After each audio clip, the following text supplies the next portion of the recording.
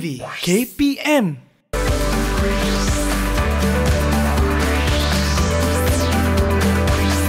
Didik TV KPM. Baiklah pelajar, jadi kita teruskan kelas PDPR kita pada hari ini dengan pembentangan daripada pelajar mengenai Allen Key.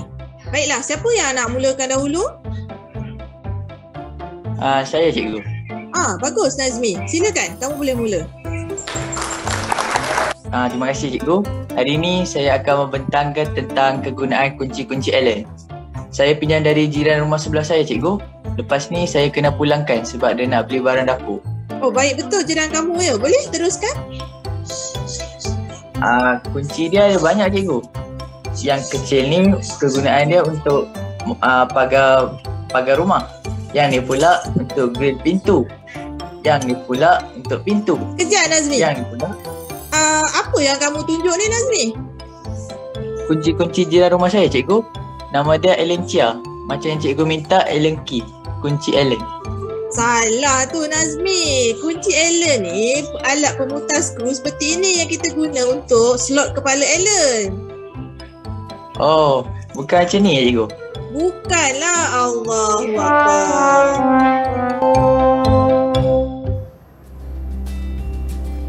Hai, Assalamualaikum. Salam sejahtera kepada semua yang sedang menyaksikan Mahir di Didik TV KPM bersama saya Irfan Syahmi. Apa khabar semua?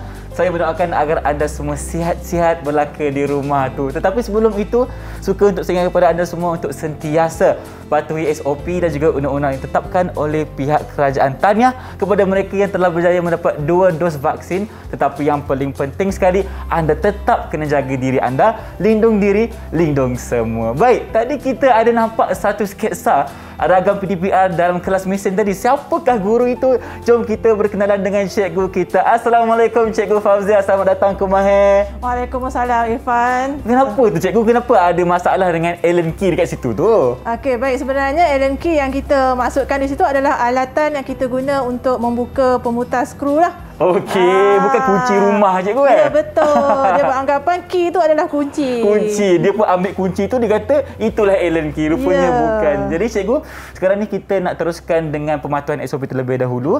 Jadi di sini kita ada Mas Fikuman disediakan. Silakan cikgu. Okey, sebelum kita gunakan alatan di sini, kita terlebih dahulu sanitasi tangan kita. Baik.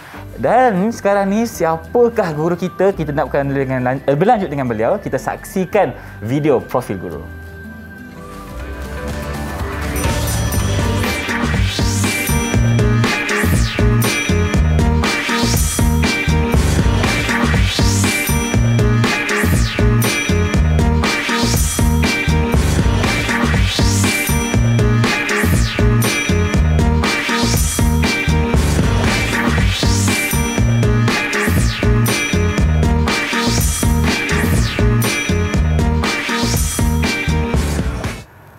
Berikut merupakan biodata guru kita hari ini, cikgu. Saya nampak cikgu ada pengalaman mengajar sebanyak berapa tahun, cikgu? 13 tahun. 13 tahun pengalaman mengajar. Tentu itu merupakan satu pengalaman yang sungguh manis untuk cikgu sebagai seorang pendidik. Jadi untuk hari ini, cikgu, apakah topik yang akan kita sentuh di kelas Mahir hari ini? Okey, jadi Irfan, untuk topik pada hari ini kita akan menyentuh proses kerja menggegas di dalam bengkel mesin lah. Okey, jadi proses kerja menggegas ni kalau kita definisikan adalah proses-proses kerja pertukangan lah.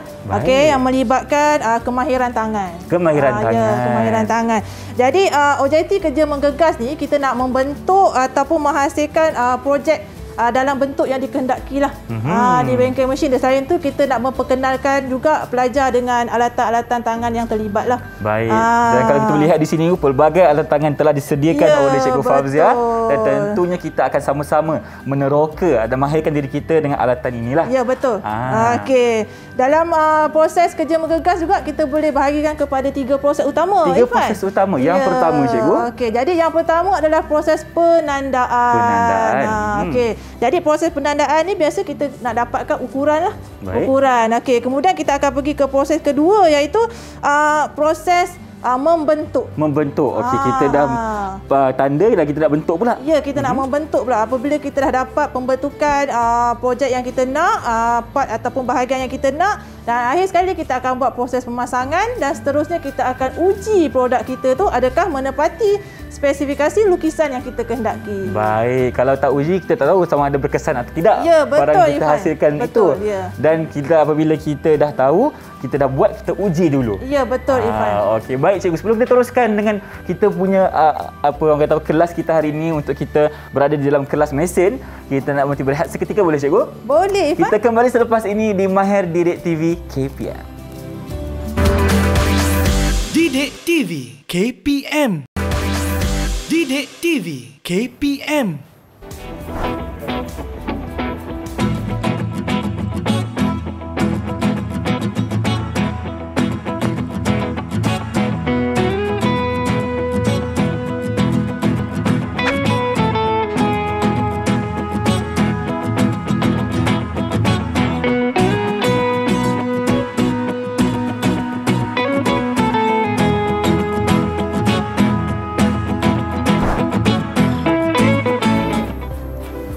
Okey, baik-baik. Nanti saya tanya cikgu.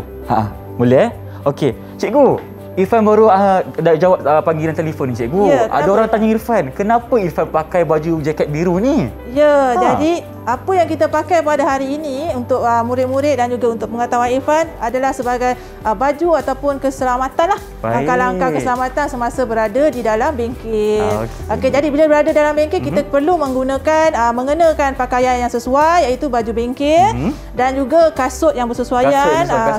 Kasut keselamatan. Kasut keselamatan. Ya, dia panggil kasut keselamatan, dia mempunyai ciri-ciri keselamatan yang baiklah.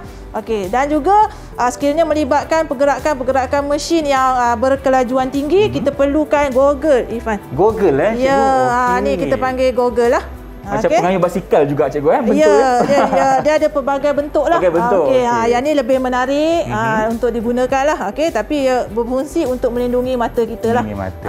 Okey, jadi pada hari ni saya tak mengenakan goggle ni kerana kita tak melibatkan apa-apa pemesinan yang berkelajuan tinggi. Baik. Bagaimana dengan kita punya sarung tangan warna biru ni cikgu? Okey, untuk sarung tangan ni kita boleh gunakan sebagai kita kena guna sarung tangan ni untuk mengelakkan daripada contoh kita pegang peralatan, okey, dia menggelincir kan. Sebab peralatan kita ni kebanyakannya ada berminyak dan sebagainya. Okey. Jadi kita guna sarung tangan ni selain daripada untuk kebersihan juga, okey, kita untuk mudah kita peganglah macam doktor pegang peralatan tangan. Sama jugalah seperti kita di bengkel. Baik cikgu. Di bengkel pun begitu juga. Okey. Okey. Jadi untuk permulaan selepas kita mengenakan pakaian keselamatan, okey, kasut keselamatan yang baik dan telah mengamalkan langkah-langkah keselamatan seperti yang dicadangkan ataupun disyorkan oleh guru-guru, jadi murid-murid boleh mulakan proses kerja menggegas di dalam bengkel mesin pada hari ini. Okey, baik cikgu. Irfan pun dah tak sabar untuk kita mulakan kelas kita. Jom. Jadi apakah permulaan kita cikgu hari ini? Okey, seperti yang saya terangkan sebelum ini, dalam proses menggegas akan melibatkan 3 proses utama. Jadi kita akan mulakan dengan proses penandaan. Itu yang pertama. Jadi Irfan, kalau nak tahu proses penandaan ni adalah menanda mengikut ukuran lukisan. Menanda mengikut ukuran lukisan. Ya, okey. Biasanya penandaan ni kita akan guna beberapa peralatan lah. Okey. Jadi dan biasanya proses penandaan ini akan berlaku di meja penanda. Meja penanda. Ada meja khas cikgu Ya, kita ada meja khas di sinilah, meja penanda kita panggil. Okey. Jadi antara peralatan yang melibatkan penandaan, yang pertama ini yang berada di meja penanda yang saya pegang ni adalah angkut vinyl lah. Okey, angkut vinyl. Okey, yang ni tolok tinggi vinyl kita panggil. Tolok tinggi vinyl. Kerana kenapa dia vernier, dia mempunyai skala di sini. Okey, dia ada skala dia yang tertentu. Okey, jadi tolok tinggi dan dia mempunyai alat penanda di bahagian sinilah. Jadi dia akan digunakan bersama dengan plat sudut. Plat sudut, okey. Di sini, jadi kalau kita tengok di sini kita ada dia punya bahan kerja. Okey, bahan kerja. Dan kita akan letak di plat sudut. Okey, dah rapatkan begini dan kita akan buat penandaan menggunakan tolok tinggi vinyl ini. Okey, di sini dia ada dia punya button yang tertentu, so kita boleh putarkan untuk selaraskanlah. Di mana bukan kita menanda ni, kita ikut pada ukuran yang pada lukisan lah Irfan. Jadi di mana kita bacaan skala adalah di sini. Gajahnya kalau di situ. Ya, di skala ni. Jadi macam mana kita nak tengok Irfan? Bagaimana cara ni, cikgu? Okey, kita tak boleh duduk macam ni tau. Okey, salah. Okey, ya salah. Cara kita nak membaca, kita punya mata mesti separa dengan skala. Okey, separa. Baik. Jadi di sini mungkin kita perlu tunduk lah. Macam inilah untuk supaya kita dapat baca bacaan dia separa dengan kita punya mata lah. Faham? Okay. Tapi untuk langkah-langkah selamatan jangan angkatlah.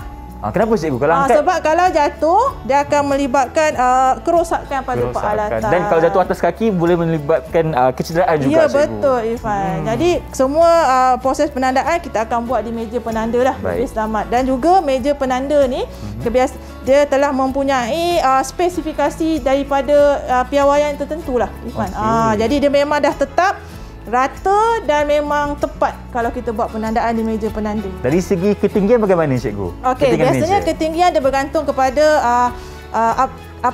siapakah yang menggunakan. Okey, jadi kalau contoh untuk pelajar, dia akan bagi standard ketinggian untuk mengikut pelajar lah, tetapi dia mengikut ukuran yang telah ditetapkan jugalah, piawaian yang tertentu. Okey. Jadi seterusnya kita dah pergi tolok tinggi vernier dan juga plat sudut. Sekarang kita akan boleh gunakan, antara yang paling penting jugalah dalam proses penandaan ini kita panggil penggaris. Penggaris. Okey. Jadi penggaris ni dia harus digunakan bersama sesiku L. Dia mesti digunakan bersama. Okey.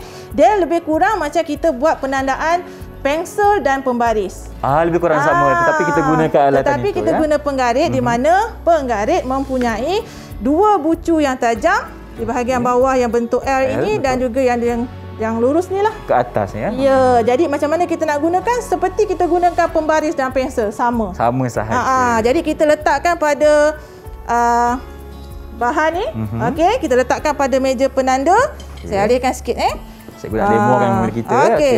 Kita letak pada meja penanda dan kita ambil sesiku L ini. Okey. Kita letakkan dan kita buat sama macam kita buat gunakan pensel. Ya, pensel. Cuma kita letakkan sesiku L kita di sinilah. Jadi dia tepatlah. Bila kita letak peralatan dengan sesiku L, dia akan berada tepat. Okey. 90 darjah, cikgu Dia tak bergerak. Ya. Sesiku L 90 darjah lah. Sudut tepat kita panggil. Jadi kita bolehlah buat penandaan di sini. Mengikut ukuran yang kita nak. Adakah kita menanda sampai ada keluar macam garisan di situ? Ya, betul. Kita perlu menanda dengan keteguhan. Keteguhan. Ya. Keteguhan bermaksud penandaan tu mesti hingga nampak dan jelas. Bukan iman saja kena teguh ya. Garisan juga. Baik. Betul, Irfan. Okey, seterusnya saya nak tunjuk itu kalau kita nak buat penandaan untuk garis lurus. Ya, macam mana kalau kita ada shape macam ni, bentuk. Dia ada macam ada lengkungan di situ. Ya, lengkungan. Dia ada, kalau yang serong tegak ni tak apalah kan. Okey, dia ada lengkungan macam ni. Okey, kita panggil jejari lah. Dia berjejari. Jadi kalau untuk jejari ataupun bersudut begini, okey, kita gunakan apa, cikgu? Jangka sudut. Jangka sudut pula. Okey. Ya, okey. Jadi jangka sudut ni dia mempunyai sudut di sini dan kita boleh gerakkan.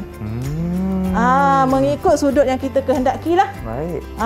Okey. Jadi kalau untuk bentuk silinder ataupun jejari, yang itu kita akan panggil jangka sudut yang mempunyai bentuk seperti kita buat bulatan lah. Tapi saya tak bawa ke studio hari ini. Okey, kita bawa yang ni saja ya. Ya, betul. Okey, sebab dia melibatkan kita nak tunjuk macam mana kita nak buat satu bahagian yang bersudut. Jadi kita akan letak sudut dia dan kita akan tanda di sini. Okey. Inilah cara kita gunakan, dan sama juga kita akan gunakan penggaris untuk meletakkan atau menandakan garisan sudut yang kita kehendaki lah. Itulah fungsi dia, cikgu ya. Ya, betul. Okey. Seterusnya juga kita boleh juga pakai pembaris biasa. Pembaris biasa boleh juga. Ni selalu kita nampak lah kan. Semua orang ada pembaris ni. Kita boleh juga pakai pembaris biasa pun boleh juga, Irfan. Cuma kita tak dapat ketepatan lah. Okey, sebab apa saya kata tak dapat ketepatan? Bila kita guna pembaris biasa, ada kemungkinan dia akan jadi begini lah. Akan sengit ataupun dia tak tepat macam ni. Okey. Cuba Irfan, mungkin Irfan boleh cuba. Okey, cikgu. Okey, ambil sesiku L. Cuba Irfan buat satu garisan yang teguh. Satu garisan yang teguh, cikgu. Okey. Baik. Kat sini, cikgu. Betul ke? Okey. Letak atas dia, Irfan. Letak dekat kita nak atas. buat garisan. Okey, baik. Macam tu. Okey. Dia tengok macam mana Irfan membuat penandaan. Baik. Ijaz kena teguh garisannya cikgu. Ya, teguh Irfan. Okey, kalau macam ni kita dah dapatkan sudut tepat. Okey, kita gariskan. Okey. Nampak tak? Dengar tak bunyi dia? Okey.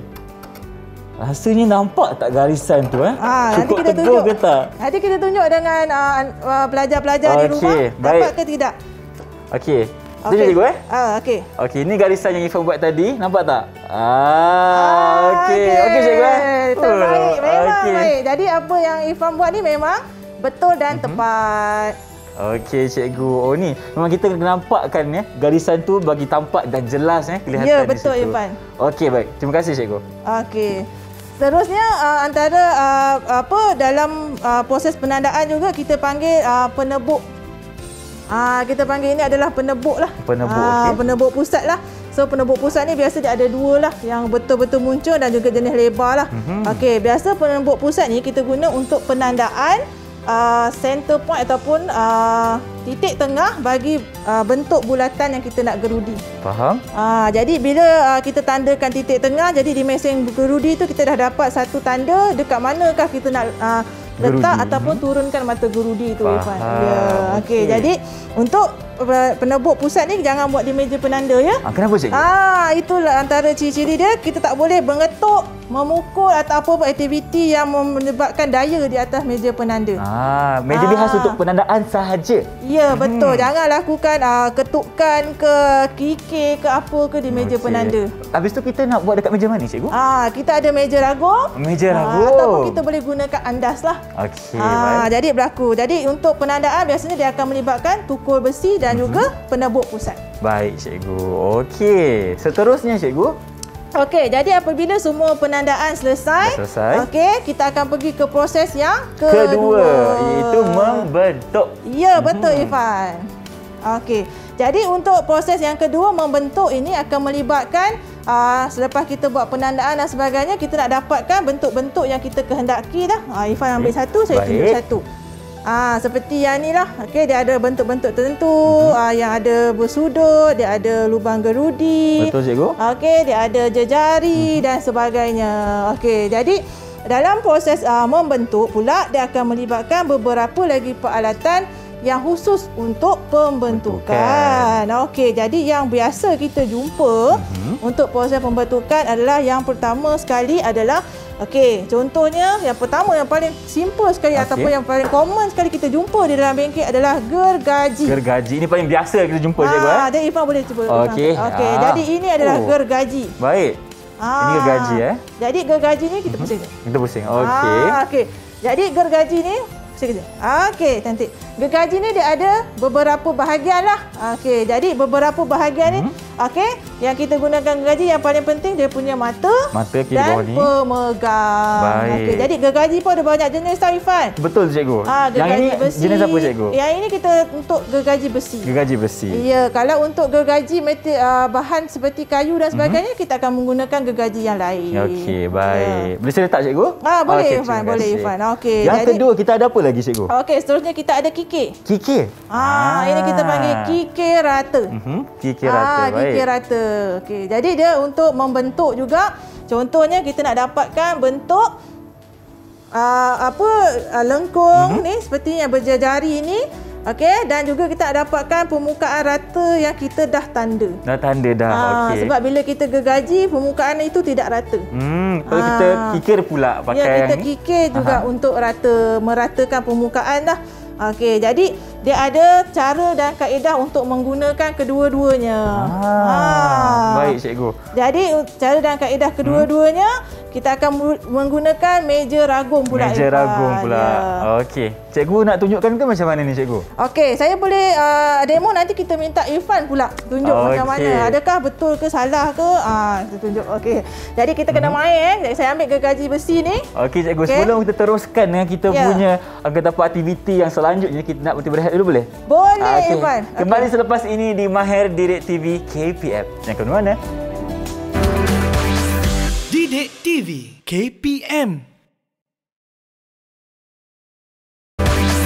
Didik TV KPM.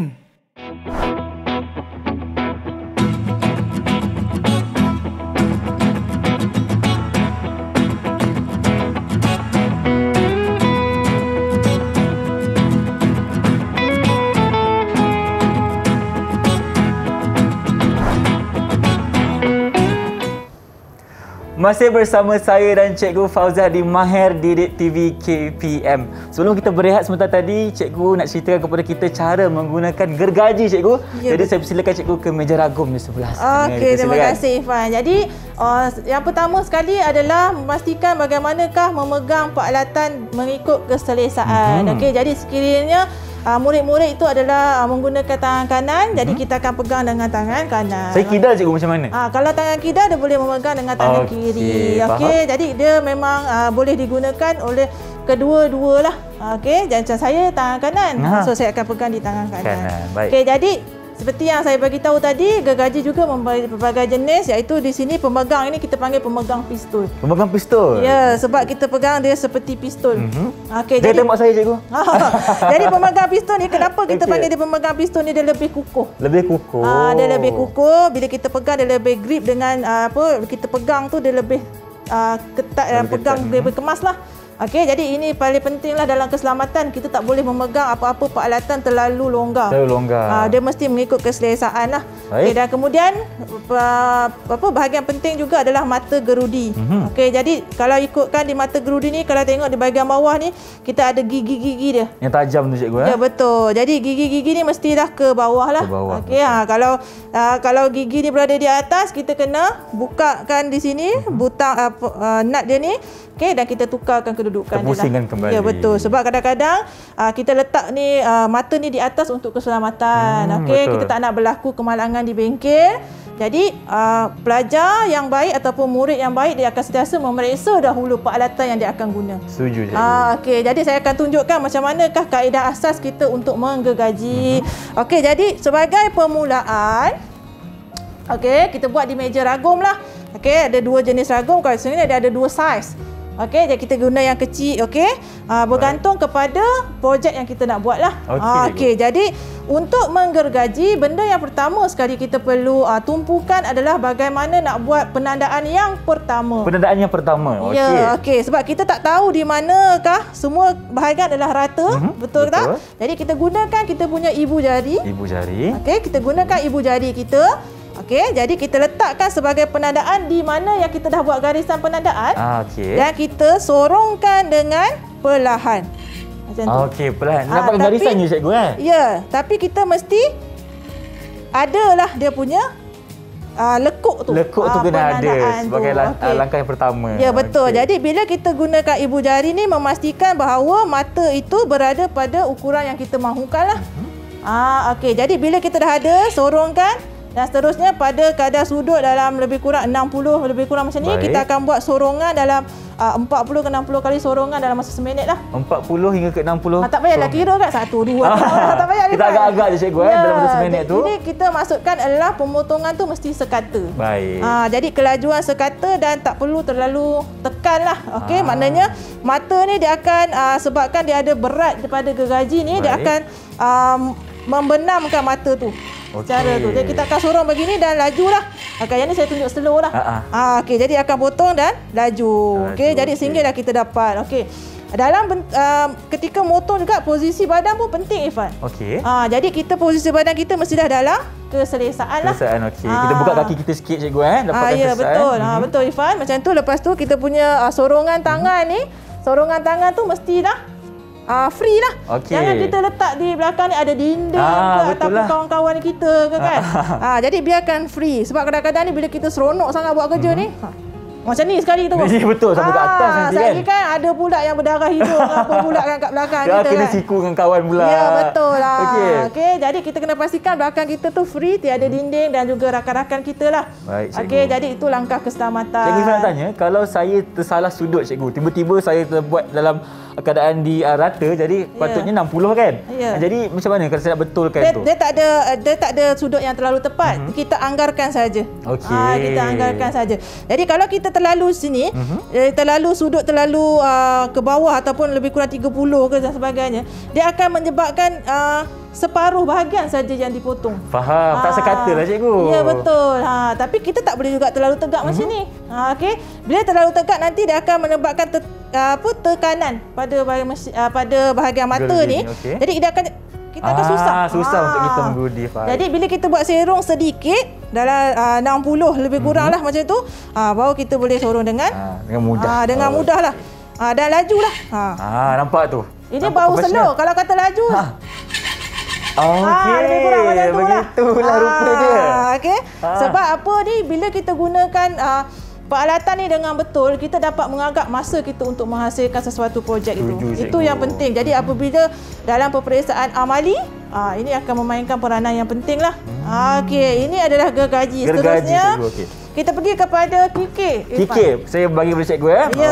Okey, terima kasih Irfan. Okey, jadi untuk kikir besi pula, biasanya kita nak bentuk, kita nak dapatkan satu permukaan rata lah. Betul. Pada permukaan bahan kerja yang kita nak. Jadi kikir pun sama, cuma kikir kita kita akan pegang di bahagian sini. Okey, letak tangan atas Kalau tu. kita nak kikir rata lah. Okey, kita sorong saja. Sorong saja. Biasa kalau slow ataupun perlahan begini, ini kita dah hampir mendapat sudut tepat. Baik. Tapi kalau kita baru nak mulakan, kita dah tanda garisan kan? Irfan dah tanda garisan tadi, kita dah tahu kat mana. So kalau kita masih belum dapat sudut yang kita kehendaki, kita kena kita lajukan sikit tapi kalau kita dah hampir tu, kita dah boleh. Dia ni lebih kurang kita dapatkan permukaan yang paling baik lah. Kita perlahankan sahaja. Kita perlahankan saja untuk dapatkan sudut ataupun permukaan yang kita nak lah. Okey, macam mana kita nak menguji permukaan tu dah rata, Irfan? Kita nak guna apa, cikgu? Okey, kita guna sesiku air. Sesiku air, baik. Saya bagi kepada cikgu. Tak apa, Irfan. Yang ni Irfan boleh buat lah. Okey, Irfan boleh buat. Macam mana contoh kita dah buat ni? Okey, kita letak saja di sini. Okey. Jadi apabila kita nampak, kita nampak dia dah tiada ruang angin ataupun cahaya antara lubang ni, antara sesiku air dan peralatan dengan projek tu, bahan tu, maknanya ukuran tu dah tepat lah. Dah tepat, dah rata semuanya. Ya, betul. Sudut dia dah tepat lah, dengan baik lah. Okey. Jadi seterusnya, setelah kita menggunakan kikir ni, Irfan, kita kena cuci dia. Ni untuk kemasan lah, cikgu ya? Ya, bukan seterusnya. Seterusnya lagi, okey. Maknanya apabila pelajar yang lain akan menggunakan, dia mesti sisa-sisa besi yang kita dah berada guna, dia mesti kita bersihkan dengan berus kikir. Kenalah bertanggungjawab, cikgu kan dah guna. Ya, betul. Ini juga memastikan ketepatan lah. Kita tak nak ada sebarang mengganggu kita punya proses penyikiran lah. So kita just bersihkan saja begini. Mau keluar abuk-abuk tu. Ya, betul. Okey, jangan rata macam ni. Kita ikut dia punya bentuk pada permukaan ni. Dia ada permukaan kikir dia ada banyak bentuk diamond lah. Tapi biasanya kalau kita buat macam ni, dia akan rasa macam terlalu ketat tu, maknanya salah lah. Kita sengitkan sikit lah. Bagikan sudut dia sikit. Ikut permukaan kikir tersebut. Ya, tapi jangan tak perlu kita just biasa-biasa je bersihkan kan? saja. Ya. Sebab tu kata penat dalam bengkel besi ni taklah. Okey, kalau kita gunakan dengan betul, maknanya dia tidak akan membebankan kita. Setuju, cikgu. Okey, seterusnya kita pergi kepada tukul besi. Tukul besi, okey. Okey, kenapa dia panggil tukul besi? Sebab dia dibuat pada besi. Betul. Okey, pemegang dia tak kisahlah kayu boleh, plastik boleh. Okey, jadi kita cuba Irfan tunjukkan macam mana Irfan pegang tukul besi. Saya pegang tukul besi macam ni, cikgu. Okey, jadi tukul besi, cara ataupun kaedah yang Irfan tunjukkan ni adalah betul. Nasib baik, betul. Kalau salah macam mana, cikgu? Dia tak boleh, tak boleh terlalu tinggi ataupun terlalu ni. Kalau macam plastik ni, dia dah ada bahagian dia dah ada bahagian yang berlekuk untuk jari, kita peganglah di situ. Pegang di situ. Dan kedua adalah apabila kita buat menukul, kita perlu melihat kepada tempat yang kita nak ketuk lah. Jangan lihat pada kepala tukul. Okey. Okey, seterusnya kita nak membentuk lubang pula, Irfan. Membentuk lubang? Baik. Okey, jadi untuk membentuk lubang, kita memerlukan mesin khas, iaitu mesin gerudi. Jadi kita boleh tunjukkan gambar mesin gerudi untuk pelajar dan penonton di rumah. Baik, kita lihat terlebih dahulu. Kita saksikan terlebih dahulu video mesin gerudi ya. Okey, cikgu di belakang. Okey. Jadi gambar yang dipaparkan ni adalah mesin gerudi kaki. Okey. Jadi pelajar tu sedang menggerudi bahan lah. Okey, apakah bahagian yang kita nak adalah bahagian yang ada lubang seperti inilah. Baik. Okey, jadi apa yang saya bawa di studio hari ini adalah mata gerudi mengikut saiz. Mata gerudi mengikut saiz ya. Okey, di sini dia ada mungkin saya boleh angkat sikit. Angkat sikit. Okey. Irfan akan Inilah pegang. rupanya. Ya, betul. Jadi mata gerudi itu mengikut saiz, dia bergantung kepada spesifikasi yang kita nak lah. Jadi bagaimana mata gerudi berfungsi di dalam gerudi, cikgu? Okey, jadi kita akan ambil contoh satu, kita akan pasang pada spindle di mesin gerudi. Okey, dan kita ikat dan kemudian kita akan turunkan dia. Baik. Dan dia akan gerudi mengikut penandaan penebuk pusat yang kita dah buat lah. Dia akan berbentuk begini dan berpusing lah.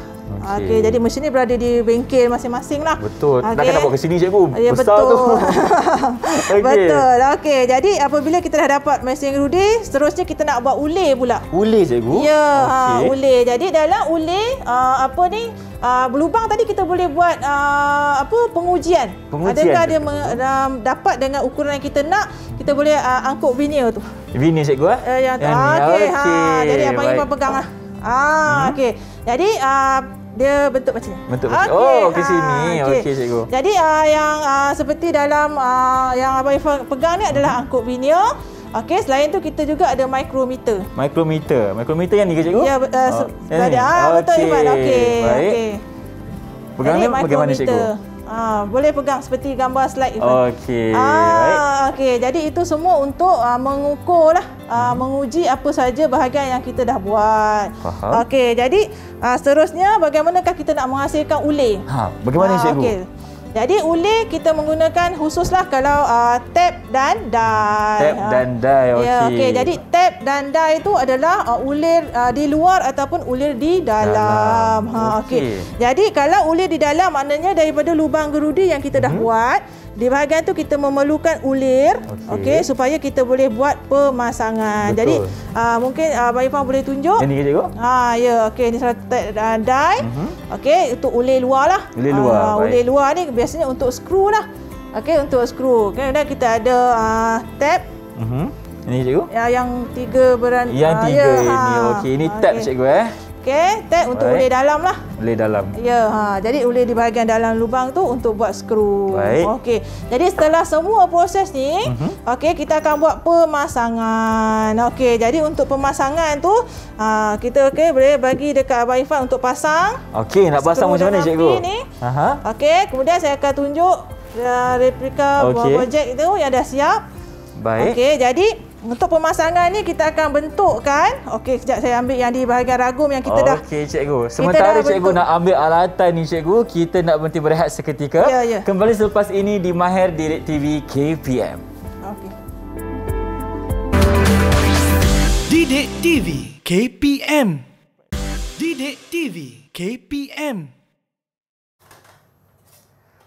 Bertemu kembali kita di Mahir Didik TV KPM. Jadi di segmen terakhir ni, cikgu akan ceritakan kepada kita dari segi pemasangan dan rumusan ini, cikgu. Persilakan. Okey, terima kasih Irfan. Jadi selepas kita buat ketiga-tiga proses, daripada proses menanda, proses membentuk dan akhirnya untuk pemasangan, kita haruslah tahu apakah jenis pemasangan yang baik. Jadi di sini saya akan tunjukkan kita ada dua bahagian. Dibentuk yang berwarna silver dan hitam ini adalah dua bahagian ataupun dua part lah bahagian. Betul. Jadi kalau pemasangan yang baik, dia akan bercantum ataupun berada dalam keadaan yang baik. Okey, permukaan dia sama dan sebagainya. Kalau daripada pandangan hadapan, apabila melibatkan skru dan pin dan sebagainya, dia dapat masuk dengan baik. Cantuman yang kemas, cikgu. Ya, okey. Jadi kalau tengok bahagian hitam ni sebenarnya ada dua part bahagian.